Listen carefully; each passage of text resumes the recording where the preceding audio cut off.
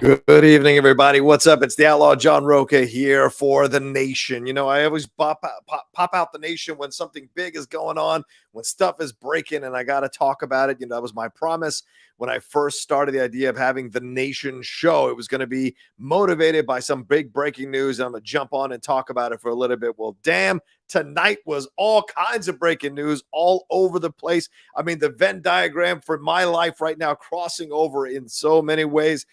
We got the WWE sale that is rumored to be happening here to a Saudi Arabian consortium here. We've also got the results from the Golden Globes. Also talking about the drama that went on with Gina Carano earlier today, and also that weird interview with Gwen Stefani saying that she is Japanese. She's claiming to be Japanese. Going to talk about it all here tonight on The Nation for sure for you all. So we're going to get into everything. So sit back, relax. I'm live now. It's all happening. This is actually happening in real time. I know the Golden Globes are still happening as well, so we'll monitor those results. If you guys get results from those Golden Globes, send them right in, and I'll put it here on the screen, and we'll react to it in real time. And also just putting it out there, Streamlabs super chats are open. I got to pitch those things. So if you want to support what we're doing, you got questions, thoughts, or comments that you want to throw in here, then please feel free. I'm at the end of a long day. It's 8:30, been up since 7 a.m. working on stuff, recording stuff, doing my things, but I'm here live because too much is happening that for me not to go live tonight, and it demanded me going live tonight. You guys know I love to go live, so here we are. I've got enough.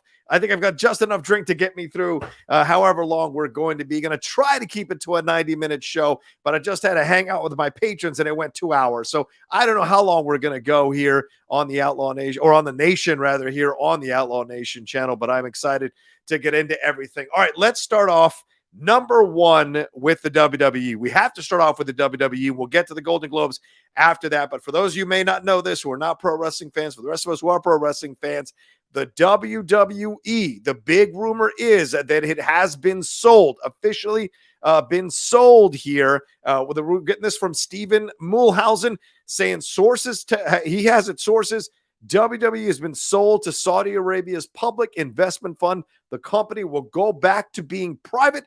Unknown if Vince McMahon will return to head of creative, but it is expected by some people. That is massive news there for the WWE, and this means that possibly Vince McMahon will move himself into position to be the head of creative as well as the number one cheese all over again. Of course, this followed on the heels of Stephanie McMahon issuing a statement earlier when she stepped down as co-CEO of the WWE, saying that about 8 months ago took a leave of absence, and within a few weeks unexpectedly had the opportunity of a lifetime.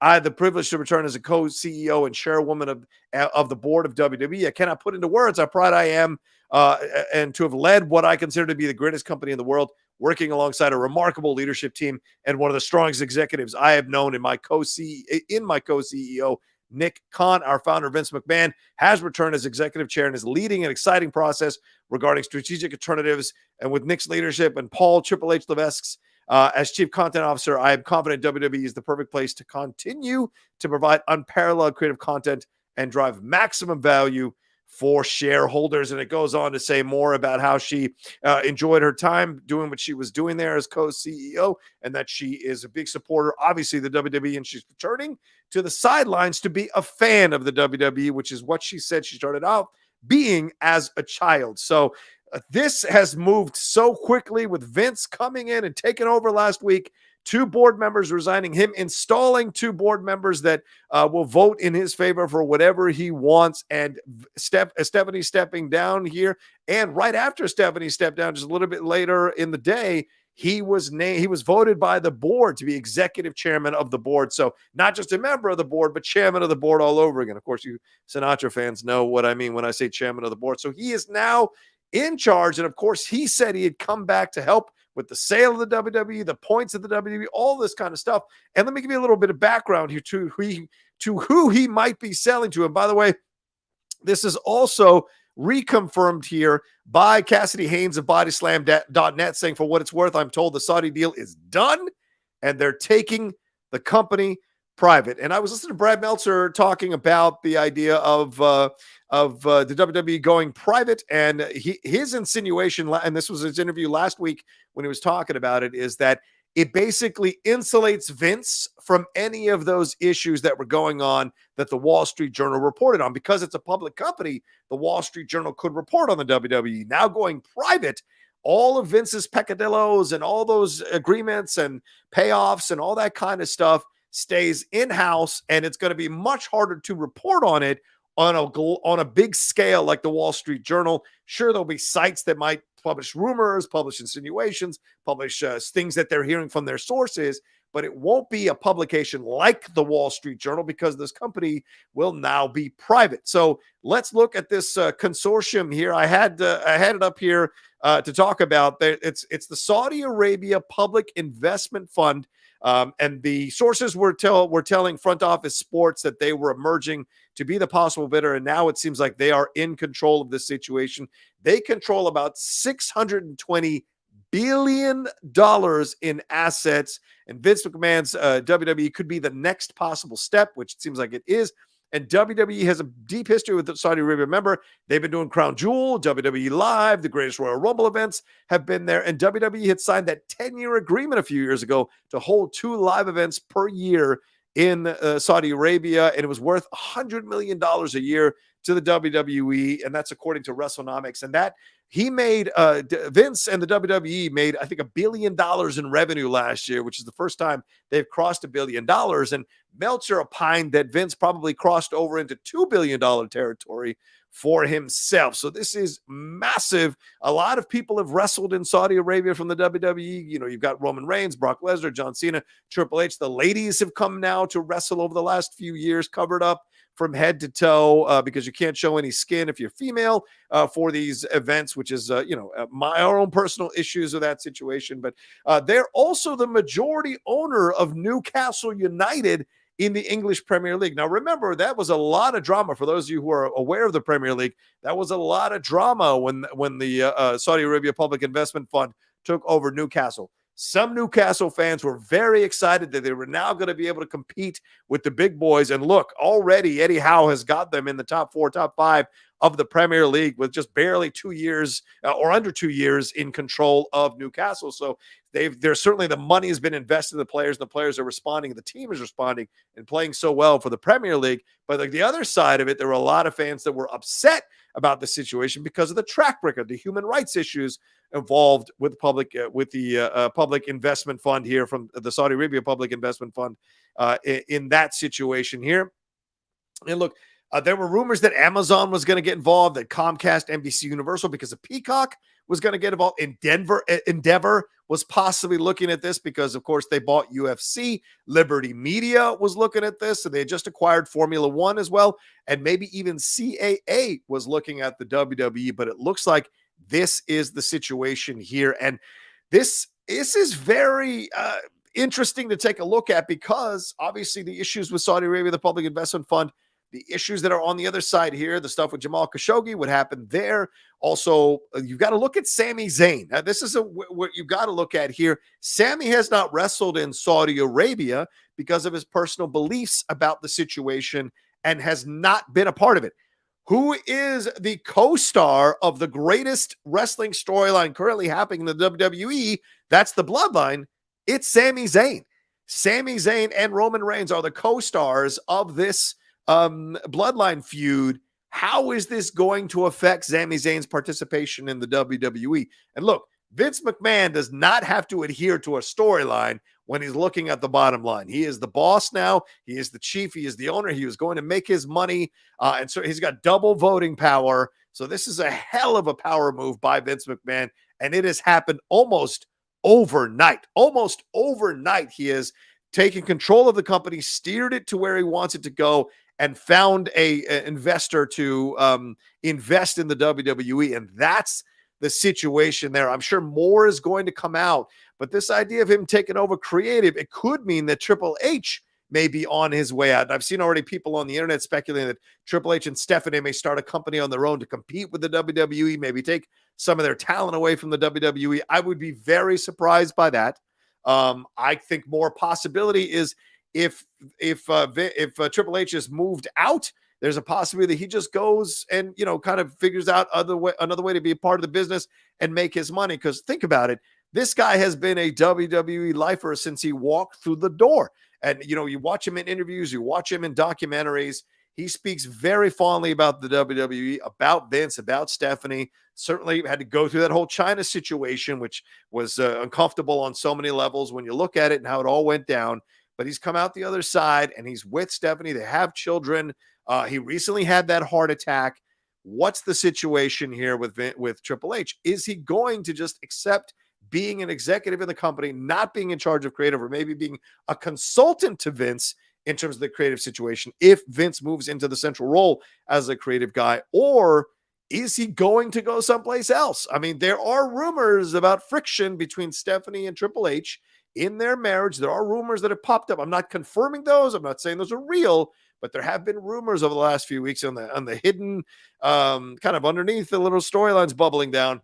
And there's a possibility here that they could end up going in a different direction from each other. No, I'm not wishing for that to happen, but that certainly could be a possible situation. And then what's Triple H's commitment to the WWE if he's no longer married to Stephanie, if he's no longer in charge of creative? Would he be willing to possibly accept a fantastic offer from Tony Khan and head on over to AEW and be in charge of creative at AEW? What's the biggest complaint people have about AEW? It is creative. It is creative. And of course, the women's division, which isn't as strong, but it's getting there, but it's really creative. So if Tony Khan can take a step back, hand over the creative reins to Triple H, now all these people who were heading over to WWE when their contracts were over might have a second thought about it and turn around and head back to WWE. Some people whose contracts might be up or aren't happy with the sale might want to go to AEW and wrestle for Triple H and Tony Khan. So this is a seismic shift in the world of pro wrestling. Seismic. It could lead to so many things. And look, I'm just speculating. I'm getting caught in my throat because there's so much to talk about. I'm just speculating about it, right? I have no idea what is going to happen. But as an analyst, as someone who's watched pro wrestling for quite a few years, who's been, kind of done some research on companies in the past in different formats, in different areas of topics that have popped up as I've been an analyst and a critic and a pundit, this is, as I'm looking at it, there's a lot of things that can happen here in this situation. Is this going? It's the right move for Vince, I think, overall, financially. But is it the right move overall for the people who work for the company, for the people involved with the company? Certainly, how many of these sponsors are going to want to stay sponsors of WWE, knowing they're connected to some of the stuff that happened on the Saudi Arabian side of things and some of that uncomfortable stuff that I don't know. I'm throwing it out there. It's just speculation. I'm not accusing anybody of anything. I'm just throwing it out there that there's a possibility here that some sponsors might walk away from the WWE because they're uncomfortable with the association. It does not mean other sponsors might not be willing to come in and take those slots. That's certainly possible, but I think there's going to be quite a lot of fallout from this situation. There's going to be quite a lot of repercussions and consequences and changes that are going to happen to the WWE and possibly AEW. I mean, when this is all settled and done, it could be Tony Khan, who looked very much like he was maybe on the way down with AEW, who may be sitting on top of this rubble with smoking a cigar, and he has succeeded in making AEW a worthy competitor fully to WWE. It's a competitor, but it is not on the level of WWE yet, and maybe that's what happens here as a result of all of this. We don't know what wrestlers' personal feelings are in being attached to this. Like, I haven't seen many Newcastle players not want to play for Newcastle because of what happened with the public investment fund coming in and taking them over. So it's going to be very curious to see how people react to this within the organization of the WWE. And again, I'm going to say this again. I'm not accusing anybody of anything. I don't want to get into any kind of situation here with Saudi Arabia or the WWE. I'm just speculating and analyzing and looking at all this and seeing what's possible. And look, I have no particular sources myself. I've not spoken to anybody.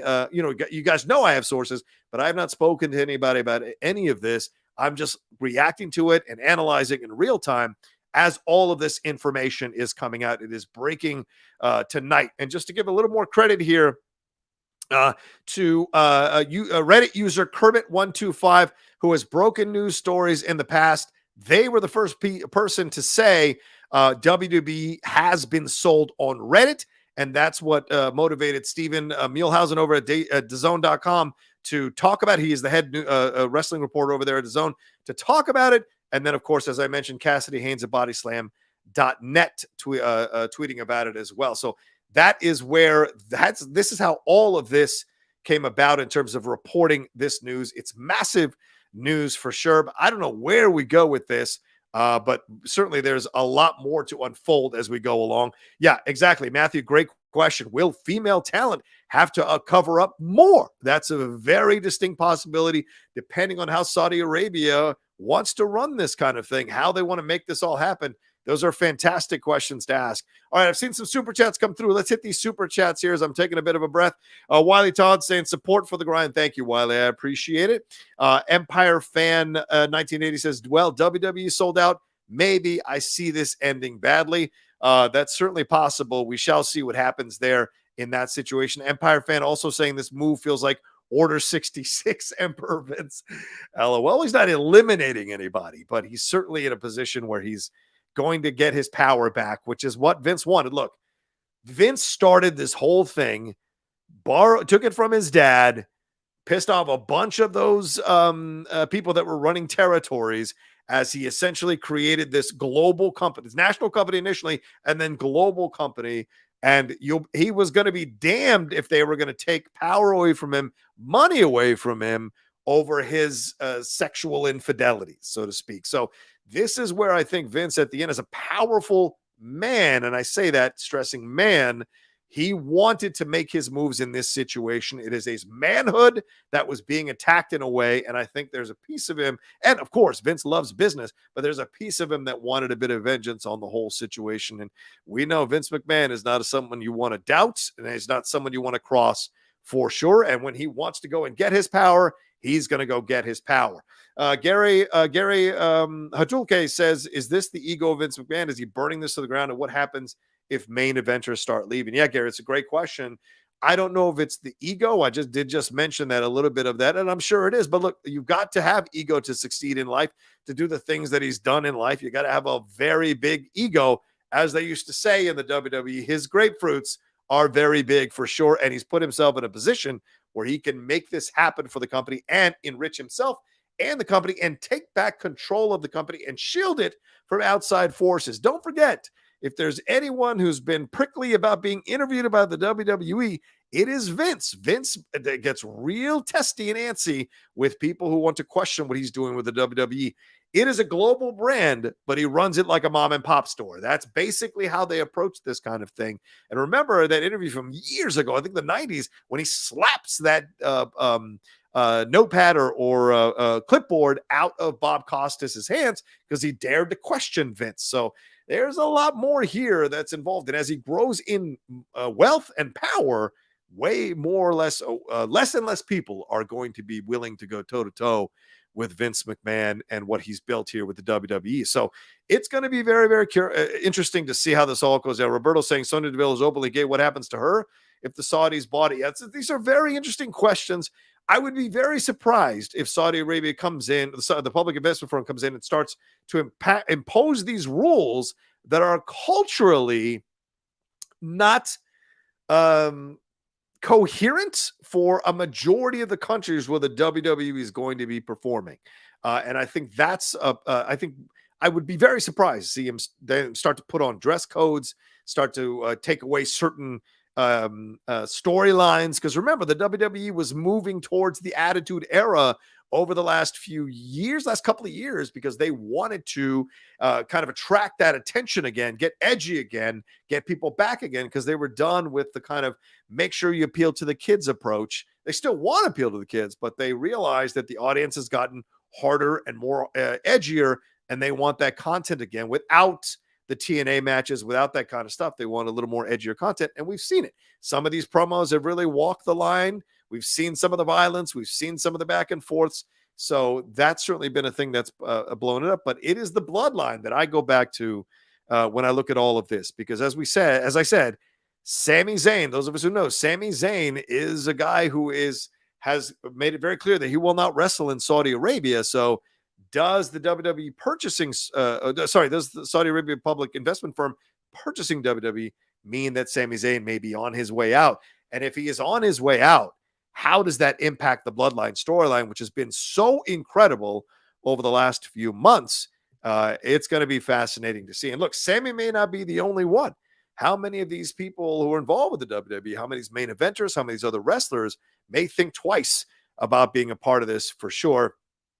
How many of them want to be a part of and connected to the Saudi Arabian Public Investment Fund? I'm not trying to be in any way xenophobic or racist in any way. You've just got to look at the bigger picture. And certainly there have been accusations. There have been stuff that's been put out there. And so you wonder if some of these wrestlers are going to think twice about the situation as it is. So we shall see. And if the wrestlers protest this, what is the reaction going to be at that point? And this is why, Vince does not like to have a union, tries to union bust all the time when it comes to the wrestlers. He wants to be able to control where they go and what they do. And what is Nick Khan's role in all of this? Because, I was reading some stuff from some other sources where Nick Khan this had been planned out for quite some time. And that Nick Khan is a guy who understands how to make a sale and put things in motion.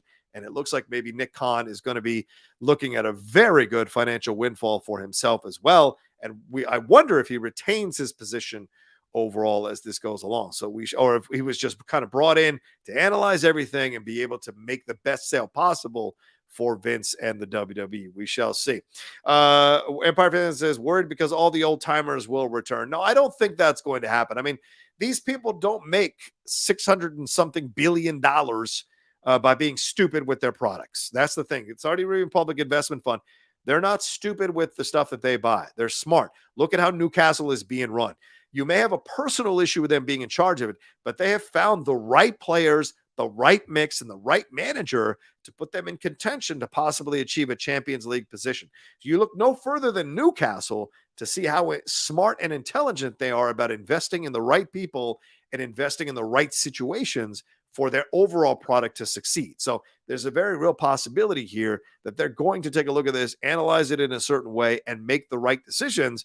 And we may be talking about this as one of the greatest moves by the WWE in the long run, because clearly money is not going to be an object anymore for any of these contract negotiations for anybody that they want. So it's going to be fascinating when this all comes down for sure. And how is this going to affect storylines? I think that's the number one thing in my mind as I'm looking at all of this. So yeah, as you said, Saudi asset I've said this earlier, Pranav Jani. I said this $620 billion in assets. They have stakes in Uber, Capcom, Live Nation, Boeing, Disney, Facebook, Nintendo, Electronic Arts, Activision. So as I said, they're not stupid investors. They're smart investors, and they understand how to make their money work for them. So yeah, and Ed following up saying Google, Meta, JP Morgan, Walmart, and more. Absolutely. So we shall see how they turn around the WWE and who will want to come and work for them here as they take over the company. So a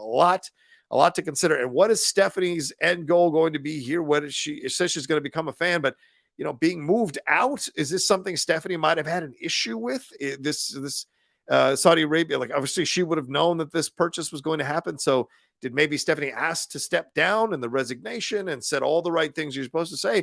Did Stephanie have an issue with this, with the Saudi Arabian public investment firm coming in and taking over, or public investment fund taking over the WWE? That's could be a possibility. Of course, she's got kids at home. She's got a family to take care of. Maybe that was more her motivation, but a lot of questions to be asked here on what's going to happen with all of this. And remember, Triple H was bringing back all those wrestlers who had left, had been fired or left, and was bringing back, the rumor was bringing back Samoa Joe, which is why he lost to Darby Allin. Steven Regal's on his way back. So there are a number of people that are coming back to be a part of the WWE. What happens now if Triple H is no longer in charge of creative, possibly is no longer in charge of the direction of the WWE? Are all these people coming back to be back into the same situation that they were in when they were fired or left? So very, very interesting. I know if I'm Tony Khan, I'm making a lot of calls tonight. I'm making a lot of calls to a lot of people tonight, and I'm waiting for the full details to come out of this sale. So we shall see for sure. All right, we'll see. Is that all of the Empire Fan 1980 says maybe the wrestlers will finally get healthcare? I don't know. Maybe. And it could be a situation, as I said, it could be a situation where it might be a better run company under the Saudi Arabian Public Investment Fund than it was before. And maybe that is part of the deal, with all the pressure and the public outcry. Maybe that is a part of it as well. Luis Sonia Ramirez says, I understand Sammy can't wrestle Saudi because his ethnicity. Yes, absolutely. So, and JB asking if this is actually official. This has been reported by a number of reliable sources. So I'm running with it tonight because to me, I trust those sources, and those sources have been around the block and understand this whole situation. So we're going to hear more and more about this as it goes along for sure. All right, I'm going to take a quick break and I'm going to jump into the Golden Globes. Well, I don't even have a thing here, do I? All right, I'm going to jump into the Golden Globes right after this. And I'm back. There you go. That's basically it. That's what the situation was, a little bit of a break here. And if you want to keep sending in your questions, thoughts, and comments about the WWE situation, please feel free to send those in. Talked about it for about 30 minutes. So if you want to send stuff in, please feel free. Good to see Clarissa in here. What's up, Clarissa? Good to see you hanging out. Just spent the last half an hour talking about the WWE situation. And I'm wondering if you guys have any questions or comments that you want to send in. And what you think might be happening here. I've seen some super chats, but YouTube takes about 50% of the super chat. So if you can send in Streamlabs, that would be the preferred way. And you see the Streamlabs address right above my head, also pinned in the chat and in the description of this video. All right, let's jump into some Golden Globes situation. So much happened here tonight. I'm going to go through some of the winners and have my reaction to them as we talk about them. And I saw a lot of the speeches, and it was incredible to witness those speeches and what was going on here. And as I was recording the WWE portion of this particular show, it has come over the wire. The Fabelmans has won Best Picture. I am absolutely shocked at that. I love Steven Spielberg. I love him as a director. I did not like The Fabelmans. I thought this is one of his weaker offerings as a director. But in no way do I think it deserved the motion picture win over Elvis or Top Gun Maverick or Avatar: The Way of Water. I haven't seen Tar yet, just holding off on that one. So just kind of surprised, but then really not surprised because, people love Steven Spielberg, and maybe this is just a vote of nostalgia. Remember the BAFTAs, which I tweeted about, did not nominate the Fabelmans, or did not nominate Steven Spielberg for Best Director, because to me, again, not one of his best offerings. So I'm really surprised it won Best Picture. One of the big positives that come out of the Golden Globes, Natu for Triple R winning Best Original Song. So fantastic. See that happening. I mean, at Beyond Fest over the weekend, I was seeing so many videos, a couple of days ago, I've seen so many videos from some of my friends, some of my colleagues who were witnessing the dancing that was going on during the Triple R feature there. And look, I have not seen it yet. I am going to do a watch along of Triple R tomorrow night on this very same channel. I'm going to watch the whole thing, never seen it, going to react to it in real time as I'm watching it tomorrow night. I think it's 7 p.m. PT. I'm going to do that. And I'm going to bust out the 65-incher and watch it right in front of you all and have some fun with it as well. The Best Comedy, Musical Comedy Motion Picture, the Banshees of Inisherin won, which I'm really happy about that, over Glass Onion. Really surprised it won over Everything Everywhere All at Once. I thought that was a film that was going to kind of win this whole thing in terms of the musical comedy motion picture. And certainly seeing Michelle Yeoh win earlier tonight, and Ke Huy Quan winning earlier tonight as well. Surprised that Everything Everywhere All at Once did not, but maybe those people who have been saying that Everything Everywhere All at Once is not going to appeal to a lot of these older voters. They're not going to get the idea of multiple universes. Having an Asian lead, is that going to affect them? Having an Asian immigrant lead, is that going to affect them? So a lot of people coming up with all kinds of reasons why Everything Everywhere All at Once will not win Best Picture. Ultimately, at the Oscars, we all assume it's going to be nominated. So having Banshees of Inisherin win kind of gives more fuel to that argument, more fire to that argument, possibly. I loved Banshees of Inisherin. I loved Everything Everywhere All at Once. Choosing between the both would be one of the most difficult things that I've ever done. I have not seen Triangle of Sadness, which was the other nominee for sure. Eddie Murphy won the Cecil B. DeMille Award, which I thought was really, really great. Love Eddie Murphy. Great speech. Fantastic comment about Will Smith. Hopefully we're fucking through the wormhole of that nonsense and we're now focused on other things, and we can let poor Will Smith rest, for God's sakes, because Emancipation was a fucking good movie, and he was damn good in it, and it's a crime that he won't get nominated for Best Actor possibly at the Oscars because of his mistake last year. And look, how many of us have not lost our heads and said the wrong thing or did the wrong thing in a certain moment? And the apology tour he's been put through for almost 12 months now. Enough is enough. Let it go and move the fuck on. All right. As I just said right here, best actress in a musical or comedy motion picture, Michelle Yeoh won. What a wonderful speech. Did you guys get a chance to see that speech? That was such a beautiful speech. She talked about, coming to this country and how people were surprised that she could speak English, how people called her a minority. And she was like, I don't think so, because we forget someone coming over from the Asian countries where there is millions and millions and millions of people, hundreds of millions of people representing multiple countries in Asia. This idea that they would be a minority in another country is so foreign to them because they see the world as a global situation. And the fact that she could speak English, of course, because people are taught multiple language in schools in multiple countries to be able to function. So talking about how she was excited to come to Hollywood, and it was a rude awakening, that whole situation. And then saying to herself, if I never get an Oscar or a Golden Globe, look, I've had a good career. I've worked with some wonderful directors. I guess I'm not going to get it this time around. Well, she got it. And she was delivered a phenomenal speech there, as I said, and all the things that she mentioned and talked about, and giving so much love to everybody involved, and even threatening the poor piano player with physical violence or bodily harm because he dared to play her off. And I don't know, the playing off thing is so ridiculous to me. For the big awards, let them talk. And most of them are aware that they're not going to go on for 30 minutes. So I thought it was a little odd to see that whole situation. All right, we got 185 of you watching me right now. We had 205 just a few minutes ago. So please do me a favor, hit a like on this video. If you haven't hit a like on this video, because apparently there's only 65 likes, for God's sakes, hit a like on this video. Keep sending in your Streamlabs and your Super Chats as we go along. I appreciate all the support you guys can send me as we go live here talking about all this kind of stuff. All right, let's move on to our next one here. Austin Butler won Best Actor in a Drama or a Drama Motion Picture here over Bill Nighy for Living, which I should be watching very soon. I'm supposed to get a screening link for that. Hugh Jackman for The Son, not a strong performance, I'll be honest with you. The film not that good. I thought he was good, but I've seen him do better. Like Logan, that was an incredible performance. The Son was a bit of an uneven film, and I think that affects his candidacy here. Brendan Fraser for The Whale, what a performance.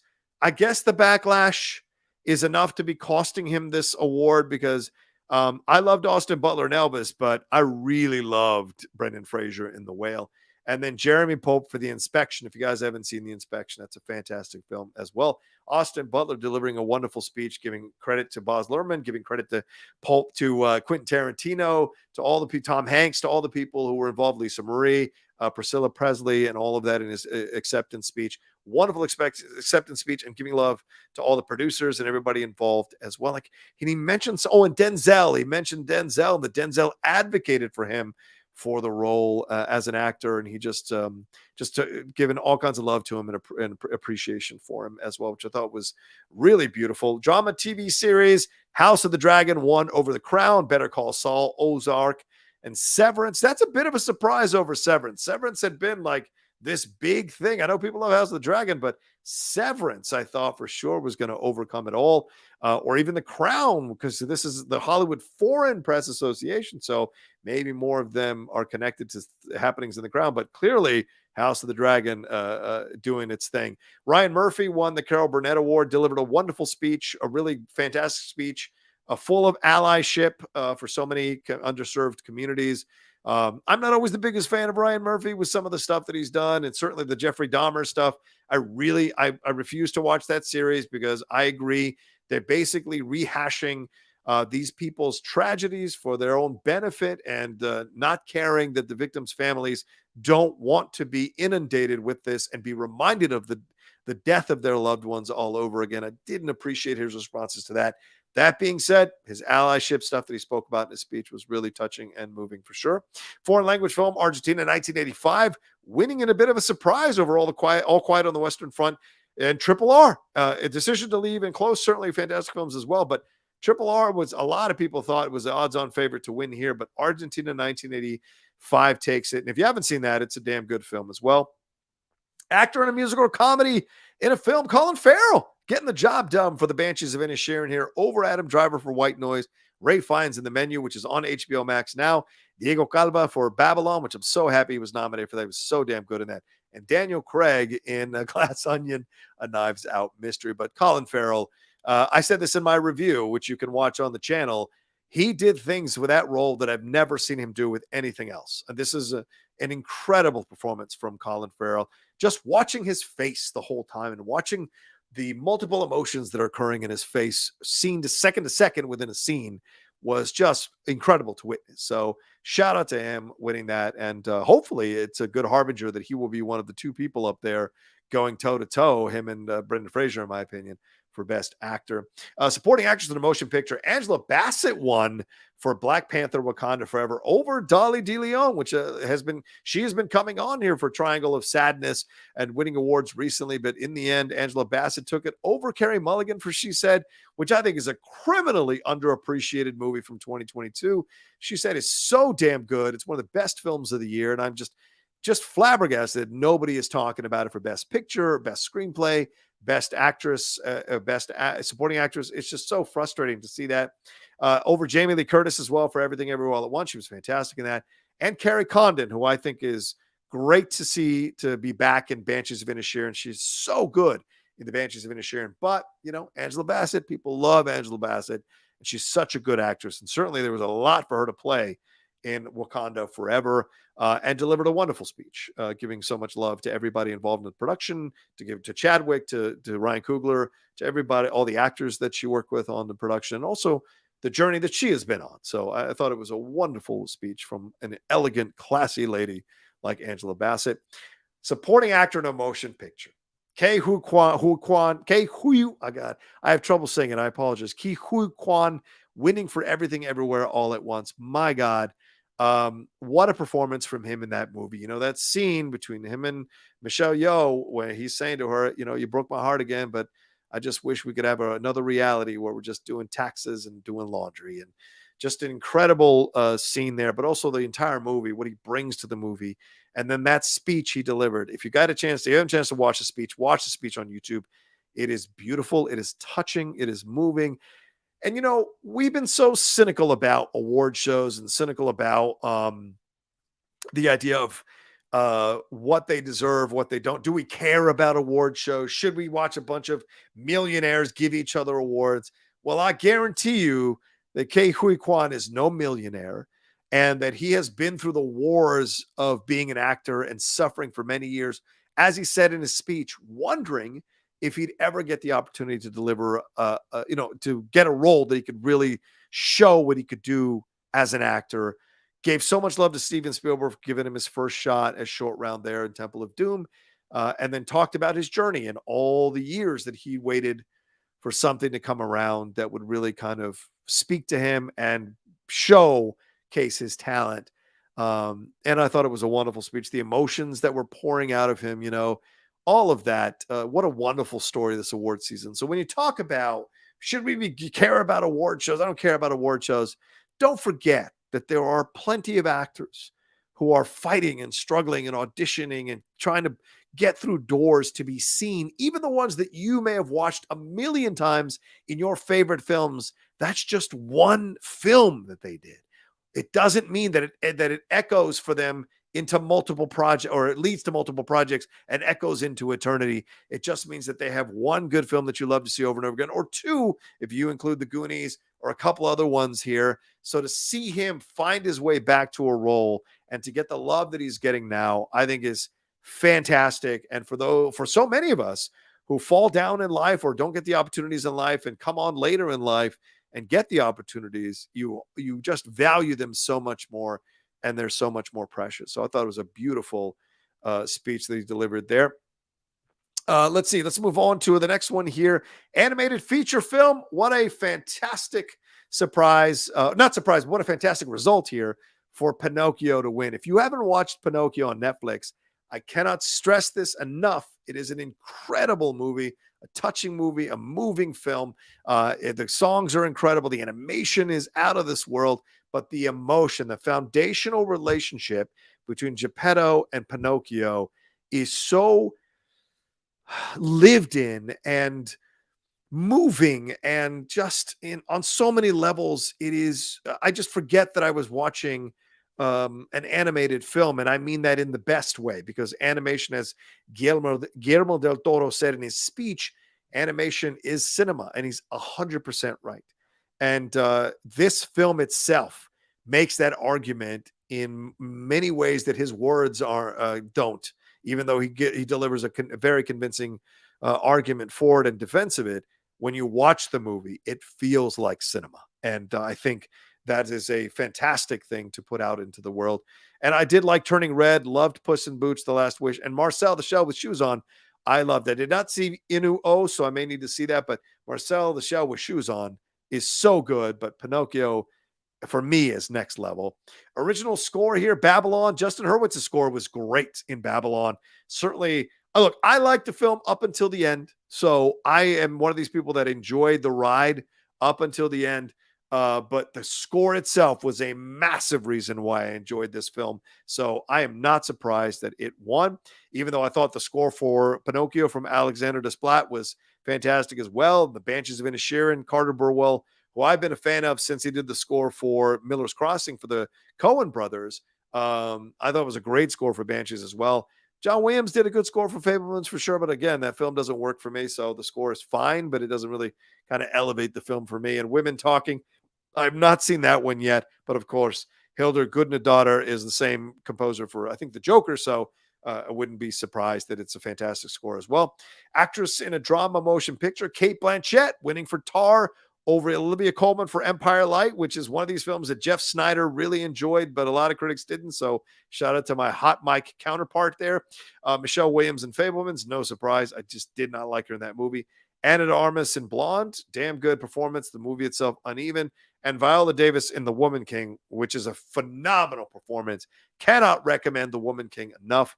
But I have not seen Tar, but of course, Cate Blanchett, an incredible actress. So all I can say is I'm sure she was phenomenal in the film for sure. Director of a motion picture. Wow. Steven Spielberg won for The Fabelmans. This is a tough one for me. Again, love Steven Spielberg.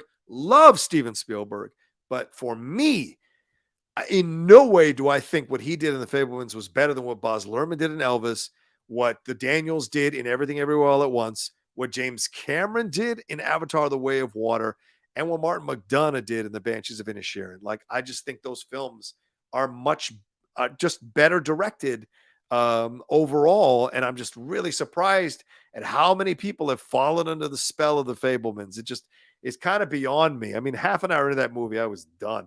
I powered through it and watched it just to finish it, but I think it's one of, it's on par with like Empire of the Sun in 1941. These films that are okay, not great for me in the Steven Spielberg oeuvre. So shout out to Steven though, but I think the Daniels deserved it, and I certainly think Cameron deserves Way of Water, and certainly Baz for Elvis for sure. I could see him beating Martin, but I think all those other films are much more expertly directed in terms of the overall product. All right, screenplay of a motion picture. This will be the last one here. We'll move on. The Banshees of Inisherin winning for screenplay of a motion picture over The Fabelmans. At least it won there.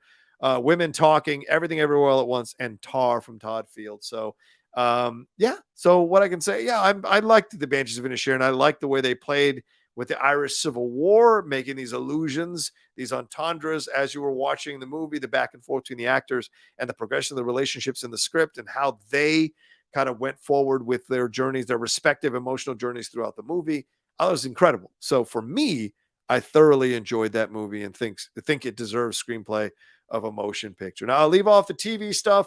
I think I'll leave that off for Jeff and I to talk about on the hot mic. But that's all the film stuff that came through here for us in the Golden Globes. All right, I got some. Did I get any super chats? Because I was just looking at everything. King Dingling, hello.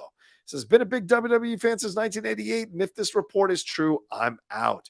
I hope Sammy KO and all the women leave ASAP. Vince is a narcissistic sociopath. He's a businessman, man. That's the thing at the end of the day. You can call him what you want to call him, but what you were watching in 1988 is the same Vince McMahon you're watching now.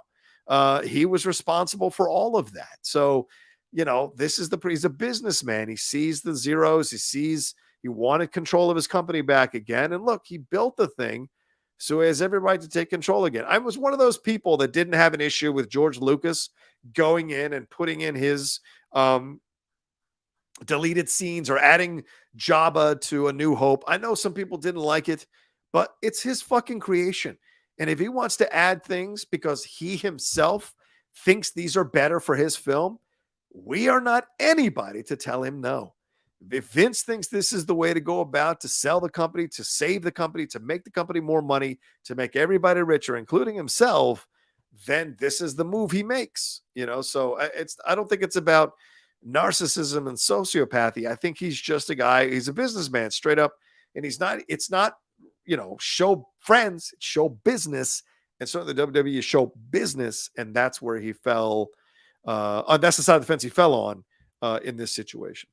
Let's see. Luis Soria Ramirez says, I understand Sammy can't wrestle. Oh, he already asked about that. Sorry, Luis. So you already threw that in. So, all right. Any more Streamlabs or Super Chats here? I have not seen anything. So please feel free to keep sending in some support here as we go along. It's we've got 200 of you watching us right now. If you haven't hit a like button, please hit that like button right now. Would really appreciate it. If you haven't subscribed to the channel, please subscribe to the channel. Trying to get to that 50,000 subscribers mark by the end of the year. I know everybody tells me I'm crazy, that I think I might double my subscribers, but I'm trying to put that into the universe to motivate people to subscribe to the channel. We are consistently dropping content every week. Fantastic content, great shows, great analysis, great back and forths, great conversations for you all to enjoy from former executives at companies like Michael Vogel, from writers like Shannon McClung, from current pundits and reporters and editors like Jeff Snyder, from fantastic Star Wars people who are very knowledgeable about that franchise like Laura Kelly, and Wendy Lee, a fantastic pundit, critic, influencer, writer, actress, so many hats that she wears on the John and Wendy show, and this dude who occasionally pops up and does his stuff as well. So please subscribe to the channel down below and enjoy the content we are talking about. Aisha thought that Jared Carmichael was a terrible host. He was the first black host in Golden Globes history. Yeah, I didn't see much of his hosting thing, Aisha, so I'll have to watch that later. I was on conversations with my patrons. And that's another thing that you can join if you want is the Patreon that I have. Come and support us on the Patreon, patreon.com/John Rocha. See all the multiple tiers that are available for you there. We do 2 hangouts a week on Discord and then one in Zoom.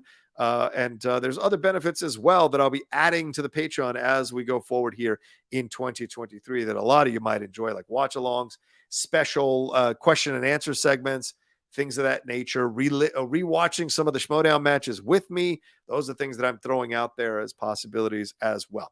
Yeah, agree that he lambasted. Is that you're talking about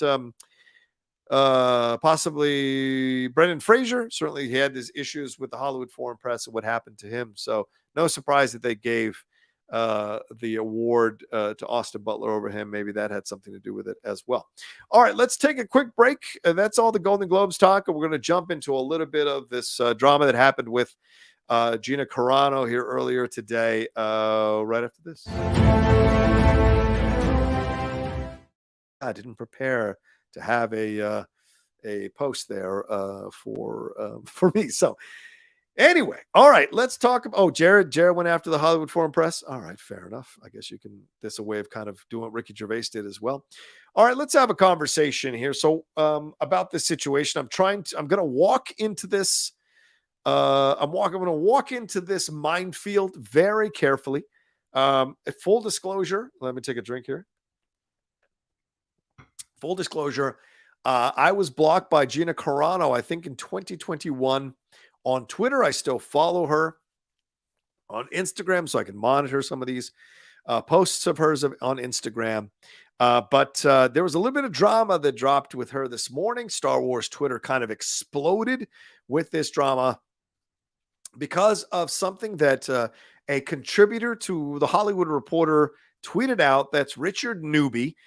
This was in response to some of the information that was going around the internet about Gina Carano's movie Terror on the Prairie. that it had only made $804. That's $804 on in the box office. And he responded to this information saying, "Hey, a reminder that Gina Carano's latest movie made $804 in the box office. 804, not thousands, not millions, $804." So Richard responded with a four side laughing emojis. And I don't know Richard Newby. I don't think I've ever met him. We don't follow each other on Twitter, but I know his tweets get a lot of traction when he tweets about them. And most of the times I agree with Richard, and sometimes I don't. But certainly in this situation, this is an interesting tweet. It's a laughing side emojis there. I'll never stop laughing at the fact that she could have had her own Star Wars series, toys, books, comics, apparel. She was that close. She didn't just fumble the bag. She dumped it out, put it over her head, and cut off her air supply. So for me, when I look at a tweet like this, I have questions about it because there is almost like a dancing on the grave type of aspect to this tweet.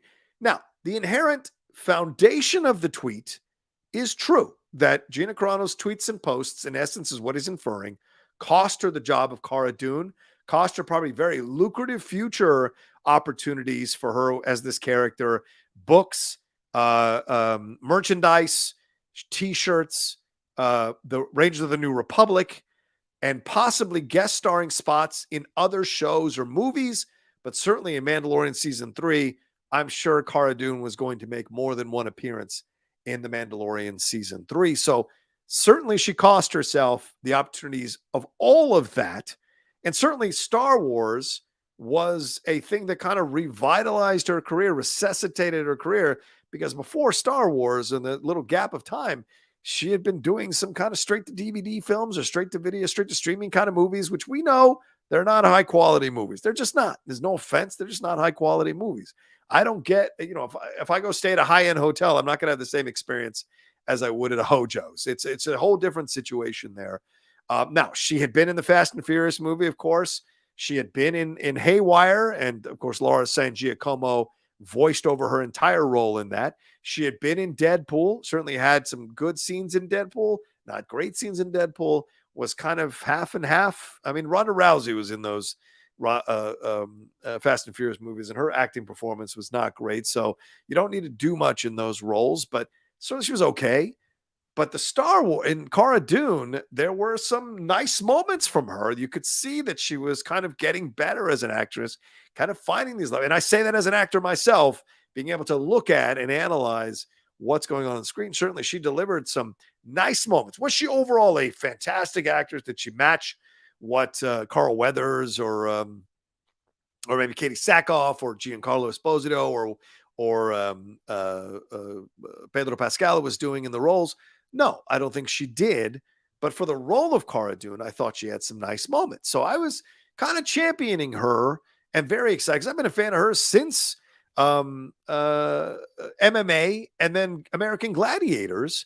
And then into that, I really enjoyed Haywire. Even though Giacomo voiced over her role, I thought she did some nice work in Haywire. Soderbergh getting incredible work from her, like he did from Julia and like he did from Jennifer Lopez. So I was very excited to see her walking into another situation where she could really showcase herself.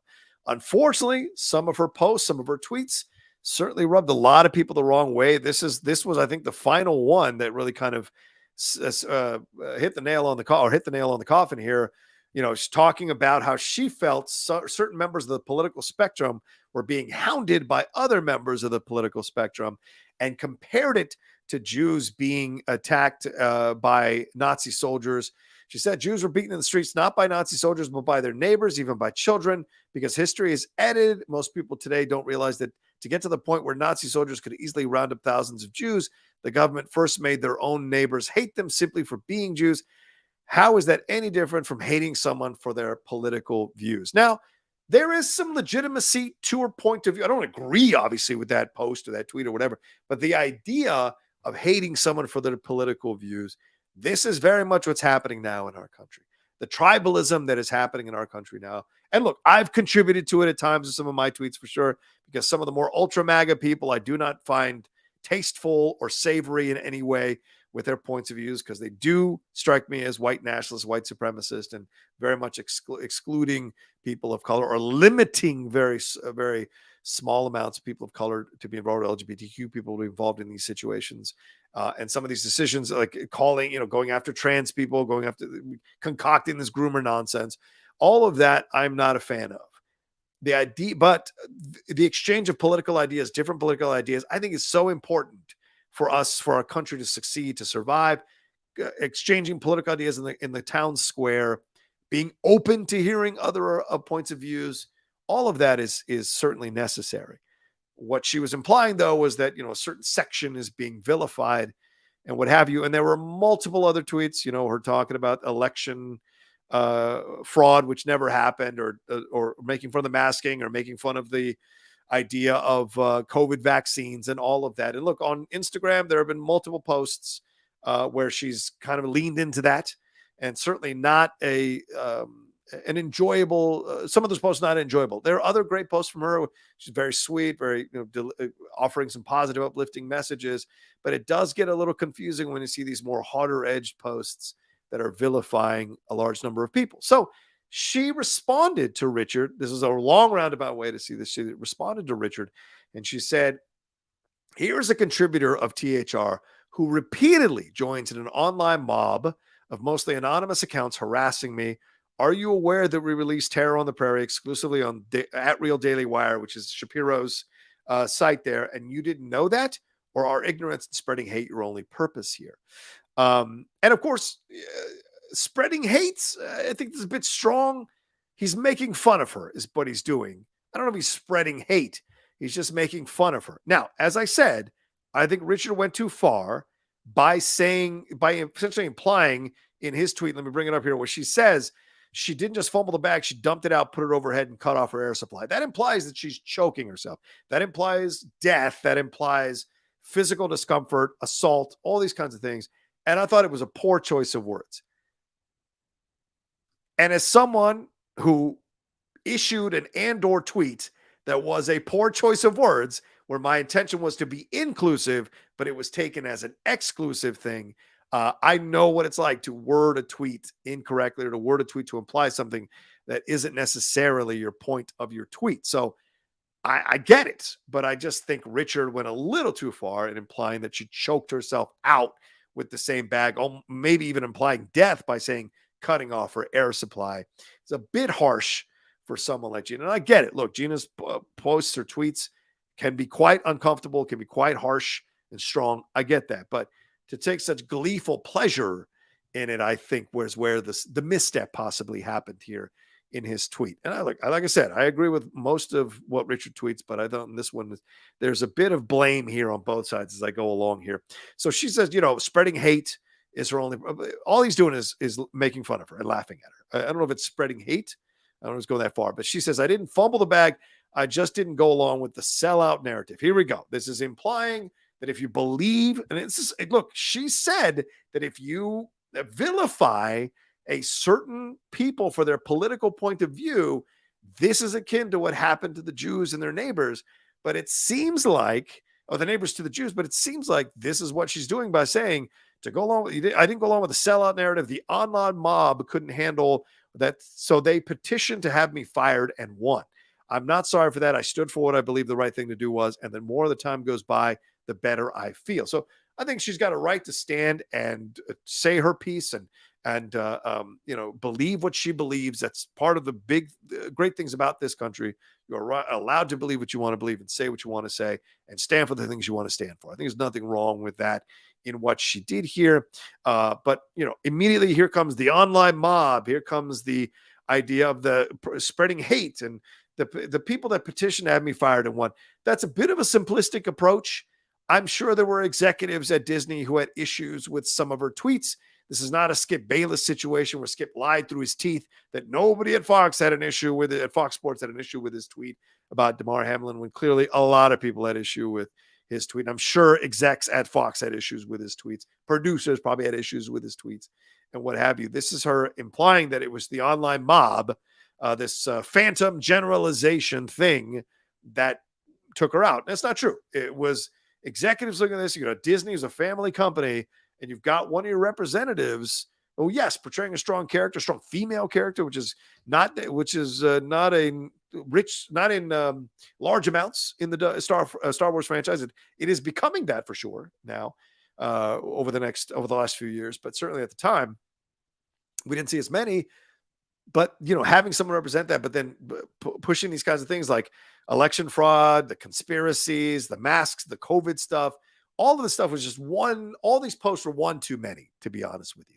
And yes, there were singular posts here from Pedro or from other people who were kind of insinuating some of the stuff as well, but it wasn't like repetitive and constant. And I think that's where they kind of realized they had to make a move here. And look, they're a company that has every right to decide who represents their brand and who doesn't.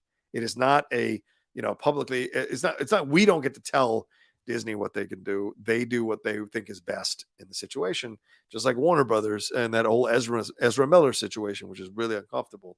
She goes on further to say the genuine bag fumble is sellout journalists like you. So she's doing the exact same thing that she is accusing Richard of doing. She is now vilifying Richard, calling him a sellout journalist, saying that he sold out America and stopped asking questions to be liked by a fickle, manipulated mob. That is what you valued, and that will be your legacy. So this is, for those of us who know WWE and professional wrestling, this is kind of a heel move to call the mob fickle and manipulated, which implies that we are just dumb automatons who go along with it. And isn't the biggest complaint from the MAGA side of things, from the Trump side of things, that they are not a cult? We are not a cult. We're not a cult. They're constantly pushing back on that. Well, to call the other side, in essence, another version of a cult, I don't think that wins the argument. So it's a fascinating situation here when you look at it. And look, I think Gina felt that enough was enough, and she had every right to defend herself and went after Richard on Twitter and caused this controversy. And so there's a lot of people that defend Gina and want her to come back. And look, never say never in this business. Just like I mentioned, wrestling, never say never in entertainment. 10, 15, 20 years down the road, you never know what can happen in a person's life, in a company's life. You never know. Once the temperatures go down, once the anger subsides, if people are willing to rebuild some bridges in this situation. So we don't know. We shall see as time goes on. But you can't deny that she's clearly chosen a path. She wants her Biden film before this film. So she's clearly chosen a path. And she feels like she's getting more love, more respect for her point of view, for approach to the world on with the people that she's surrounded by and with the audience that she's catering to. I don't know if the Daily Wire is going to release numbers for the downloads and what was bought, how many times it was viewed. I don't know. And I don't know how credible those numbers are going to be, as it's very possible to lie about those numbers. So I don't know if we'll ever know the truth of how the movie was received. But I think Gina's got every right to defend herself. So I think there's fault on both sides. I think Richard went way too hard with some of the colorful language that he chose to use, some of the descriptive language that he used. Although Gina went too hard here in essentially vilifying an entire section of people, which is something that she claims occurred to her. So the two wrongs don't make a right. And unfortunately, at the end, there's no real resolution here and no chance for understanding or for conversation or for compassion. And look, Richard came back and said, I'm going to tweet what I want to tweet. I'm going to say the things that I'm going to say, even though my mentions are going to be terrible. And look, I get it. I was absolutely roasted over that Andor tweet. I was taken to the cleaners by quite a lot of angry people. Were they? And look, they were right to point out that it wasn't worded correctly. My implication was to have more inclusivity, but I clearly went at it in a way combative and aggressive approach that was not necessary. So I think in the end, I learned my lesson, and I'm much more careful with the things that I'm tweeting nowadays. And in this situation, we'll see what Richard's takeaway is from all of this after a few days. He's had some time away from it, and what his approach to all of this is. Very well may stay the same course, or may take a look at this and realize it wasn't maybe the best approach. But Gina came back in the way that she comes back, and she's a fighter. She's an MMA fighter. She's no wallflower, and she's going to defend herself. So, interesting battle back and forth between both of them. Was I a little choppy? Sorry, guys. It's raining a lot in LA, so I apologize. Did I sound like Daft Punk? Oh, that's a shame. Did you guys miss anything that I was saying? I didn't see myself going in and out, so I apologize to you all if you were cutting out. Is there anything that I missed out that you guys want to hear me repeat? Let me know. How long ago? How long was I in a situation, or how long was it sounding like Megatron? So just a couple minutes. Okay. Empire Fan 1980 said the moment to talk about Gina, your stream messed up. Oh, okay. It's maybe on purpose.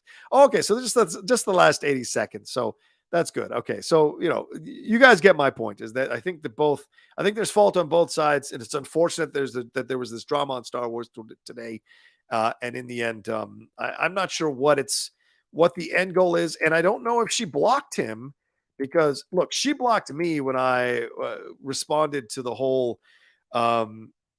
situation with the beep boop beep boop bop boop thing. And look, she can be antagonistic. When she got back onto Twitter after she removed herself from Twitter voluntarily, when she came back onto Twitter after Elon Musk took it over, this is what she came back with. So certainly seeking to instigate, certainly seeking to take a little shot at people.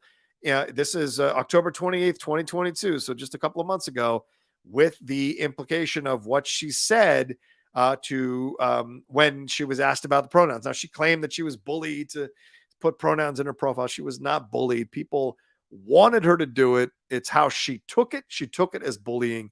And I don't think it was bullying at all. I mean, who can bully Gina Carano, for God's sakes? The woman could take the arm off your body. So, but the R2D2 stuff was her way of antagonizing. So to me, there's a little inauthenticity here on her side of things. And I think that I just wish we could find a way to kind of repair this whole thing in the long run, because I do think that she is a good person. But unfortunately, some of her points of view, some of her tweets, some of her posts are unnecessarily vitriolic, unnecessarily antagonistic, are incorrect, are lies. And it's frustrating because there was a real path where she could have gone into being a part of the Star Wars franchise for many years to come. So we shall see. Aisha says Gina blocked her own grandma. Oh, I didn't know that. Ugh, yeah. So, it's a tough situation, unfortunately. All right, let's take a quick break, and then I'm going to jump into the Gwen Stefani situation before we wrap up here on the Nation tonight, right after this. All right, let's get into this Gwen Stefani situation. For those of you I don't know, if you don't know, earlier today, I can't believe I've got 200 of you right now. Please make sure you hit a like on this video. Please make sure you subscribe to the channel down below. I'm trying to get to 50,000 subscribers by December 31st of 2023. That's my goal this year. So I'm trying new things, doing stuff like this, impromptu live shows, trying to motivate people to enjoy the content and take a part of the content. Please hit that subscribe button rather, and hit that bell button so you see we're dropping all the content. Hit a like on this video. If you're watching later, leave a comment down below. Share it on your social media as well. I would really appreciate it. All right, let's take a look here. Chris Corcoran mentioning it as the beep boop thing was problematic because Pedro has a trans daughter and told her what the pronouns meant. She was informed by him, and she went on to do that. Really mean-spirited toward him. Right. And as I said, I tweeted about that, and I was blocked by her, unfortunately. So, it is what it is. I block people too, so I absolutely get it. Sorry, I'm seeing if I got something going on here. I'm getting a tweet. Oh, okay. I got a PayPal or a Streamlab that came through from Jim Fan saying Gina is part of that group that says what they want because of, quote, freedom of speech, but they forget that actions have consequences. Richard definitely felt some type of way, so he'll deal with the consequences. People need to start being accountable. Yeah, I don't disagree with you. When I initially pushed back on people's responses to my Andor tweet, said some aggressive responses in there. And then the next morning when things calmed down and I looked through what I had said and what I had posted, I took it down because I was like, you know what? This is not what I intended. This is not what I wanted this to be. And so there's no need for me to have this up there. And I took it down. That was the reason why I took it down. I wasn't afraid to go toe-to-toe with somebody. It's more a matter of, look, I'm at that age now where antagonism and going back and forth with people on social media is fucking exhausting and it's not worth it. And I may initially be up for the challenge, but in the long run, it serves no purpose, and you don't get anything out of it, and you just get to see a lot of hate on your feed, which is not good for your mental health and not good for your overall mental stability and emotional stability as well. So I took it down. So that's that. All right, let's move on to this Gwen Stefani situation. For those of you who don't know, Gwen Stefani was interviewed by Allure magazine, and I think she was to promote some new line of makeup products that she's got going on.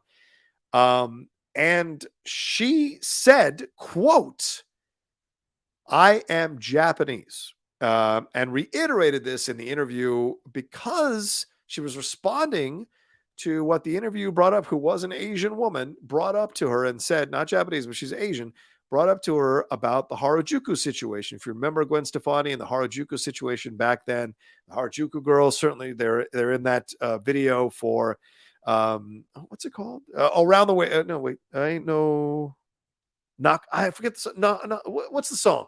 Something Girl. I forget, but they were involved in it. They were involved in a number of the music videos. The Harajuku girls were. So you saw her being a part of this, and there were accusations that she was co-opting the Japanese culture for her own benefit. I remember Katy Perry got crap for that too when she came out and did this performance. I forget, it was at American Music Awards or the Grammys, where she was wearing a kimono and was all kind of dolled up to look like a courtesan. And so there were issues with that as well. Holla back girl. Yeah, I ain't no holla back girl. That's right. And so that was an issue that went on with Katy Perry as well. So this has been going on for quite some time. For some of you remember, back in the 1980s, Paul Simon was accused of co-opting the South African culture when he went, the African culture, when he went down there to get influences for Graceland. And although he did bring Ladysmith Black Mambazo and gave them, international acclaim by having them be a part of his album for Graceland, he took a lot of shit from a lot of African people and African American people in this country for his, in essence, stealing of those rhythms and those beats and those songs from the African people. And then when he did Rhythm of the Saints, the same thing kind of happened with Brazilian people, indigenous people of Brazil, having their music, in essence, being stolen or being taken by Paul Simon and turned into songs. Now, full disclosure, I love both of those albums. I think both of those albums have fantastic songs on them. And so, but this isn't the first time someone's been accused of cultural appropriation. Certainly that's something we've become much more sensitive about as we've opened the doors to be more, how can I say this, more open to listening to people of multiple cultures speak to us and try to educate us. And there's nothing wrong with education. Educate us on how we should approach people of color and their culture and their heritage. And of course, myself as a person of color, as a Latino with Bolivian parents, and so the South American connection, but also beyond the South American connection, beyond the Bolivian connection, the Quechuan influence. My dad was from Quechuan heritage as well, so there's a connection there to the natives and to Bolivians overall. So there is that involved in it. So when I see my culture portrayed in a certain way, when I see certain comments are made at the expense of my culture or my parents' culture, I get kind of upset about it. So it's that kind of thing. You have to understand a way to address it and how to do it. So let's bring up the interview. I'm going to share the interview on the screen for you all to follow along with me. So this is the Allure interview here. Let me make myself a little bit bigger here so as we can take a look at this. Oh, actually, I should make myself smaller so we can take a look at this. But this is, and I'm going to make it bigger on the screen. Where is it? There we go. All right. So this is the lead here, and this is Jessa Marie Calor, who wrote this article here. Gwen Stefani, I said, my God, I'm Japanese. So this is, she's talking 14 years after the debut of her Harajuku Lovers Fragrance Collection. We asked Gwen Stefani about the praise, the backlash, and the lessons she's brought into her most recent beauty venture. What she said stunned us. So Gwen Stefani, go into her stuff there with no doubt, and her going solo, talking more about this. She had a music video last year in 2021 called Let Me Reintroduce Myself. Yeah, and they said last year ushered in another phase of Stefani's career with the launch of GXVE Beauty, a vegan line that features her signature red lip color along with her platinum hair. It's one of the near constants in her aesthetic history, and a few other beauty staples such as shadow palettes and gel eyeliners. All right, so it's all talking about her makeup brand. But then we get into this conversation about what GXVE isn't Stefani's first beauty brand, though. Before that, there was Harajuku Lovers, the fragrance line that was launched in 2008, 4 years after the release of her solo album, Love Angel Music Baby, which took inspiration from Japan's Harajuku subculture for its visuals and marketing, and subsequently Stefani's own personal style. Certainly, we saw that in the videos and some of the fashion that she was wearing at the time. The fragrance collection included 5 scents, and each was housed in a bottle shaped like a doll, caricatured to look like Stefani and her 4 Harajuku girls, the Japanese American backup dancers she employed and named Love Angel Music and Baby for the promotion of the album. The perfumes gained industry recognition, winning the Fragrance Foundation's Fragrance of the Year Award 2009, spawned generations of flankers, magazines, Allure included, covered them extensively. Meanwhile, a first-generation Filipino-American teen in New Jersey, starving for Asian representation in pop culture, begged my mom for the Love fragrance. She consistently responded with a hard no, always pointing to its price tag of $45 for 1 ounce of perfume. So talks about her own experience about wanting it and all of these.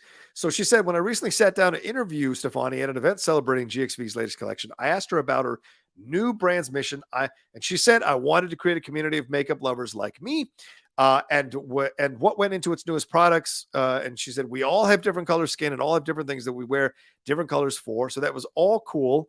And then she asked Stefani about the Harajuku lovers thing and its praise, backlash, and everything in between. She responded by telling a story that she shared before in the press about her father's job at Yamaha, which had him traveling between their home in California and Japan for 18 years. So she said this: that was my Japanese influence, and that was a culture that was so rich with tradition, yet so futuristic with so much attention to art and detail and discipline, and it was fascinating to me, she said, explaining how her father, who was Italian-American, would return with stories of street performers cosplaying as Elvis and stylish women with colorful hair. Then, as an adult, she was able to travel to Harajuku to see them herself. I said, my God, I'm Japanese, and I didn't know it. As those words seemed to hang in the air between us, she continued, I am, you know. She then explained that there is an innocence to her relationship with Japanese culture, referring to herself as a super fan. If people are going to criticize me for being a fan of something beautiful and sharing that, then I just think that doesn't feel right. That isn't what happened, by the way. Nobody criticized her for being a fan of the Japanese culture. What she was being criticized for was taking things from the Japanese culture for her own personal benefit and making money off of it.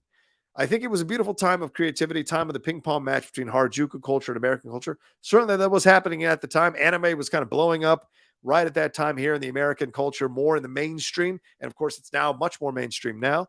And she elaborated further, it should be okay to be inspired by other cultures, because if we're not allowed, then that's dividing people, right? And she's absolutely right. Being inspired and influenced by other cultures is absolutely okay. And she's also said this to Paper Magazine back in 2021 when asked about her current perspective about the Harajuku girls. She says, if we didn't buy and sell and trade our cultures in, we wouldn't have so much beauty. You know, we learn from each other, we share from each other, we grow from each other. All these rules are just dividing us more and more, she said back then.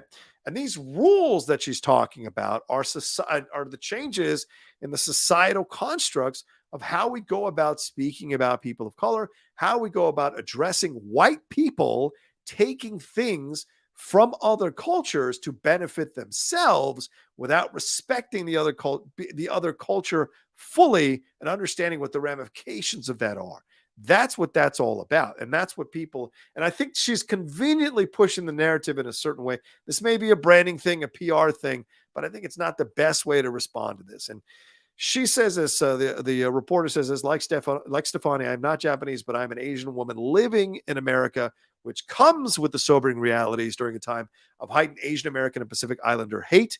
She has been called racial slurs because of her appearance, feared for her father's safety as he traveled with her on New York City subways, and boiled with anger as grandparents were being attacked and killed because they were Asian. And she said, I envy anyone who can claim to be part of this vibrant creative community, but avoid the part of the narrative that can be painful or scary. That's exactly right. That is the nuance here. And I think too many times, because we become so tribal, as I mentioned earlier, we are losing the nuance of these conversations. Be influenced by whatever you want. To claim you are that culture without also dealing with the negative aspects of that culture. For example, Rachel Dolezal, well, I'm black, I identify as black. Well, let me see you get pulled over by the cops by multiple times. Let me see you get accused of certain things. Let me see people follow you around in stores because you're black. See, these are the things you can enjoy. Elements of the black culture, elements of the Latino culture, elements of the Asian culture, elements of any ethnic culture if you're a white person.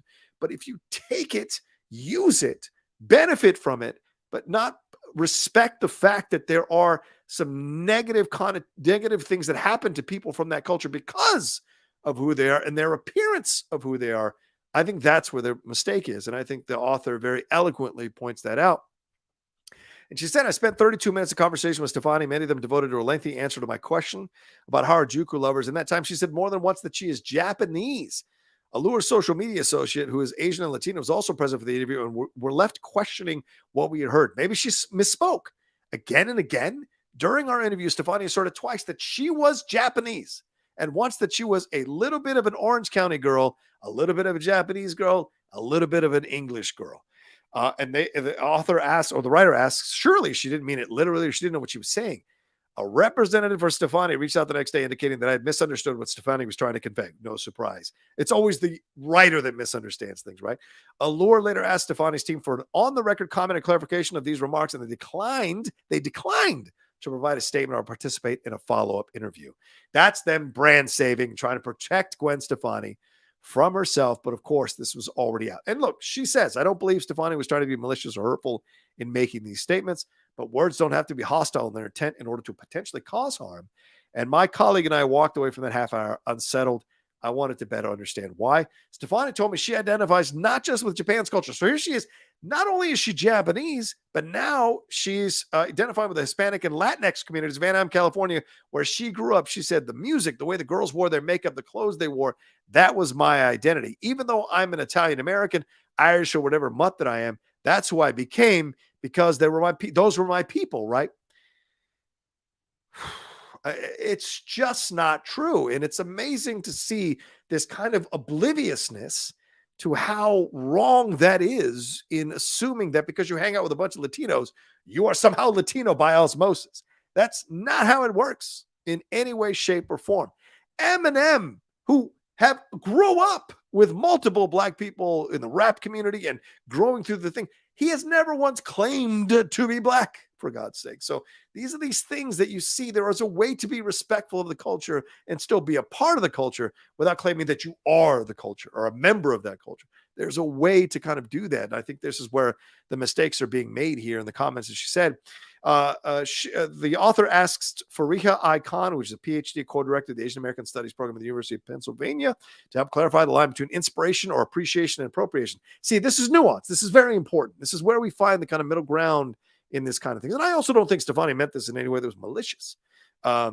He says, simply put, cultural appropriation is the use of one group's customs, material culture, or oral traditions by another group. By another group, she said, and raises two important factors to consider: commodification and an unequal power relationship. In terms of commodification, Stefani has certainly made a lot of money tapping into other cultures for inspiration. She says, quote, a hit is a hit, referencing the success of her Harajuku mini children's clothing line in Target from 2011, her fashion line LAMB from 2003. A hit is what makes me tick. The more people I reach, the better. Certainly, they go on to talk about all the money that she's made, but she's also donated. She donated $1 million to the Save the Children's Japan Earthquake Tsunami Children in Emergency Fund in 2011. So she has, done her part in that way. And then there's the power part. When a group has been historically marginalized and or racialized by another group, and that's white towards Asian, the issue of power is central to cultural appropriation. The dominant group has the power to take or appropriate the marginalized group's customs and practices and give these traditions meaning without the original context or significance. The unequal power relationship between the person with the power, often a white person, and the group they claim to be part of can create negative repercussions for the latter, no matter the intentions of the former. Now, I want to clarify here because I can see some people taking the I have many white friends. I do host shows with white friends. This is not an implication of the whites. It's just a matter of like, okay, how is a person who is white saying these things, and what is the mistakes that are being made by saying it in the way that they're saying it? I think it's great that she celebrates these cultures, wants to be a part of these cultures, wants to uplift these cultures, wants to help these cultures, shine a light on these cultures, be inspired in her fashion sense by these cultures. All of that is great. It's the appropriation for her benefit that I think is where we're having a little bit of the muddiness in all of this. And Angela Nguyen, who's a therapist at the Yellow Chair Collective, said, well, I think lack of awareness is a valid reason. I don't think it's a valid excuse. A white person doesn't have to face the racism, prejudices, or discrimination that a Japanese, Mexican, or El Salvadorian person would have to face. They can put on those bits of culture sort of like a costume. Exactly. And that can lead to a diluted perception of the minority group. When it comes to the AAPI community, she says it can affect first how AAPI people are perceived, and second, how AAPI people perceive themselves. And she said, Nguyen goes on to say, we've had to fight for every aspect of our identity. We've had to fight to speak our languages at home and outside and say that our foods are good. And then to see people paint us simplistically, that feels really painful. And that's what it comes down to. We are not just our music. We are not just our food or our dress or our fashion or even our language. It's all of it, right? And so to borrow liberally from certain things just so you can feel a claim to be part of the culture, that's where the disconnect is. You don't get to take the best of what we have, appropriate it for yourself, and then claim you're part of the culture, because you have to take the good with the bad. It's a very famous saying. You have to take the good with the bad if you want to be part of anything. That's how it works. So again, I don't think Gwen Stefani was malicious into this, but there has to be a bit of education here in saying you cannot just claim to be that. It's literally Rachel Dolezal. It is. You can't make a difference here. It's literally the same thing. And it's unfortunate to see this. And the Jessa Marie Calor ends. I hope I'm saying that right. I'm sorry if not. Jesse, if you happen to be watching this, I apologize if I'm mispronouncing your last name. She says the pain is even greater when Asian Americans are also finding to feel safe in their community. Certainly, as I co-host the show with Wendy, I'm very aware as I have conversations off camera with Wendy about some of the strains for her being Asian in the world now, and some of the danger that she feels in certain moments. Certainly other people who are Asian in the community have felt going out into the world with these attacks against Asian Americans, of course, being influenced by our former president and the bullshit that he has said from the pulpit in motivating people, the fringe elements of the unstable elements of the people who follow him, to attack Asian people because of this COVID situation. Between March 20th and March 2022, there were 11,467 reported hate incidents against Asians across the United States, 917 of them towards Japanese people. Stefani has often spoken about her deep love and appreciation for Japanese culture, but to Allure's knowledge, she has not publicly expressed outrage or made any statements of support during the cycle of anti-AAPI hate. Her reps did not respond to Allure's inquiries on this point, but she did reintroduce her take on Harajuku style, wearing nothing but Kanzashi hairpins in that 2020 music video. I'm still the original old me, she sings, as multiple versions of her image flash across the screen. So fascinating conversation for sure to be had, fascinating interview. And it's interesting to look at these kinds of situations and analyze them from a point of view of someone who's a person of color looking at these comments by a white person. And certainly a white person whose music I've very much enjoyed for many years. So seeing these points of view, seeing these presentations, I think Gwen was trying to say something positive about her connection to that culture and loving the culture. And genuinely, she has an appreciation, a love for that culture. But I think to claim you are that culture, I think there's a mistake there and a disconnect there in saying things like that. And like she said, if you're going to be part of the culture, then you have to speak out when there's injustices being performed on that culture. If you're going to claim I am Japanese, then you, as the author implies, as Jesse implies, you must be out there using your pulpit to stop people. But of course, these are brands now. And look, she's married to a country music guy. I don't know what Blake Shelton's situation is. I don't know if she's, had conversations with people who are maybe a little MAGA on Blake's side of the fence. I don't know. I'm just kind of throwing that out there because I have no idea. So you wonder why she hasn't come out. If she's going to claim to be Japanese, why hasn't she come out to speak out against Asian hate? Why hasn't she come out to speak out against these attacks? Because, as she said, she likes to influence a lot of people or here's the way to influence. And you know why she hasn't? Because that affects the money that could be coming in from certain people who are buying her stuff, probably mostly white people who are buying her stuff and might be offended or put off by that. Look, I've lost subscribers. I've lost followers. It's the way it goes when you speak out about these issues, when you're trying to make people aware of these issues. Have I always been right? Have I always said the right thing? No, but I speak out about this kind of stuff because I want to use my pulpit to do that. I want to use my small bully pulpit, my small forum to be able, or soapbox to be able to do that. And I'm not looking to hurt. I'm looking to educate. I'm looking to get people to see that side of things. And by the same token, I'm open to hearing other points of views on it, to hearing other approaches, other nuanced takes about things like this, because it's always great to be educated. It's always great to hear another point of view laid out intelligently so you can see where they're coming from and why they feel the way that they feel. As long as there's an open exchange of ideas and an open desire to hear multiple points of views and understand and learn, doesn't mean you have to agree. You just understand.